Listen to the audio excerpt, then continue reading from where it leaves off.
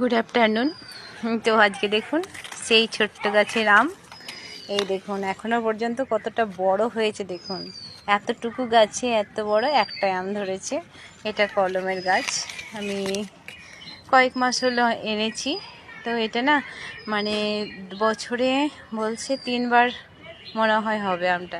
তো এত বড় হয়েছে, একটাই ধরেছি মানে লুকিয়েছিল মনে হয় এই গাছটা আরও বেশি সুন্দর হয়েছে মানে আমটা।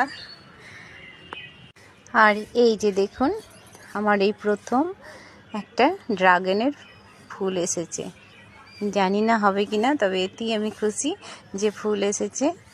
যাই হোক, আপনারা প্রার্থনা করুন যেন আমার ড্রাগনটা হয় আর আপনাদের আমি যেন দেখাতে পারি।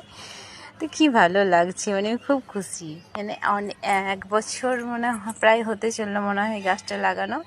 তো যাক, একটাতে মনে হচ্ছে এসছে, তা হবে। তো হলে অবশ্যই আমি আপনাদের দেখাবো।